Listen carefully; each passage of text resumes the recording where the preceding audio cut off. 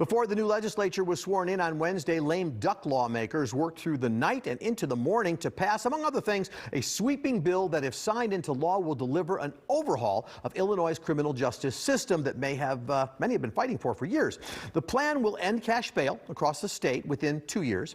The bill will also require every police officer in Illinois to wear a body camera by 2025. The plan will not stop state funding for municipalities, however, that fail to do so. It does strengthen the certification and decertification process for police officers, and it keeps qualified immunity for officers facing lawsuits.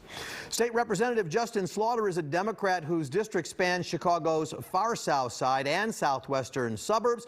He sponsored the criminal justice overhaul in the House. He's joining us this morning to talk more about the bill. Representative, good to see you. Thanks for your time. How you doing, Paul? Thanks for having me on. Happy to be here. We appreciate it. I know you worked closely with LG Sims on this as well. Let's go through some of the pieces. Now, officers will now be required to be licensed. Is that a way of ensuring proper, more extensive training? Will they get a test to be sure that this training has taken hold? Sure. I mean, one of the things that we really wanted to do was enhance training. The bill has enhancements for crisis intervention training as well as use of force training. In regards to the certification and decertification piece, we worked closely with Attorney General Raul's office and his team when we did a national review and a national search in regards to licensing programs. We saw that our state was severely lacking and it really needed to be developed.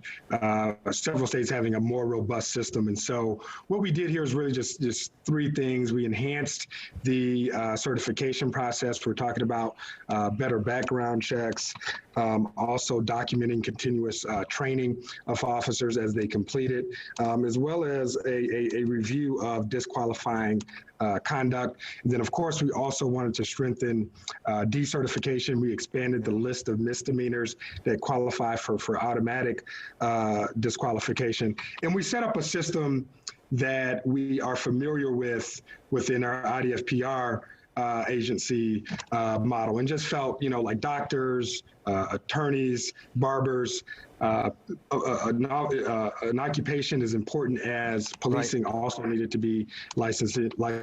So we put in this certification, decertification process. Yeah, obviously, right. A lot of professions have to be licensed. Why not officers? So one of the pieces of this bill that's getting so much attention is the notion about cash bail, not having to post cash bail. It's not going to apply to everybody, right? Because there's some concern that all sorts of criminals are going to start running on the streets without bail. How does it really work? Well, at the heart of this, we wanted to take our bail system from one that was based on an ability or inability to financially post bond to more of one that considered if an individual was really a threat to the community, or if an individual was a flight risk concern, and we think that he or she may not be able to get back for their hearing. There was two components to this that we really wanted to look at. It was the fairness side of this. We really thought that we had been criminalizing the poor, criminalizing poverty in regards to relating this to one's ability to pay. But then on the public safety side, we also want to take a look at this as well.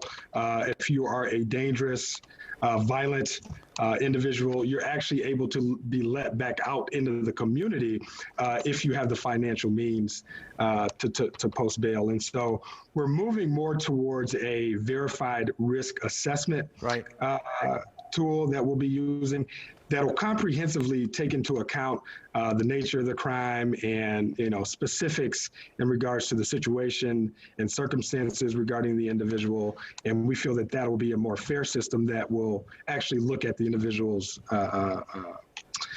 being a threat to the community. So a lot of this, Representative, obviously costs money. Body cameras are going to be required for everybody. You've got the Illinois Fraternal Order of Police saying this is just an unfundable mandate in a time of a pandemic. How do you answer that? Well, it's a really good question. Of course, us being in a pandemic and not just our economy, but everyone's economy being down because of it. One of the things that was important that we did in this bill was that we moved out the go live dates. So even with cash bail, that won't go live until 2 years from now. In regards to the body cams, we implemented, or we're going to implement, a rolling compliance schedule that'll culminate with 100% compliance in 2025.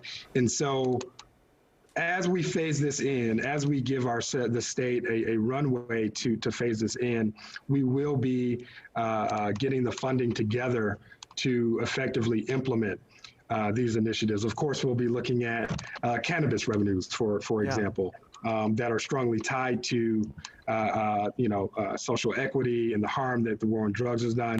We certainly will be looking at that. As you know, this industry is already $1 billion industry in year one. So we're confident that we'll have revenue coming in to implement this. There's a lot to it. We're just about out of time. There's other provisions people can read about, like people getting to make 3 calls, not just 1, and all of that. Final question. Have you talked to the governor? Any indication from him to you as to whether he'll sign it?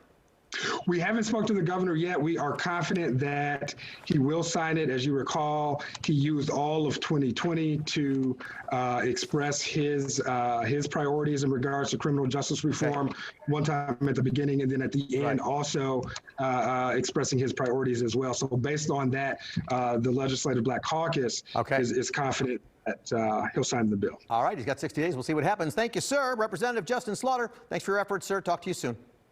Thank you for having me on. You got it. We're going to take our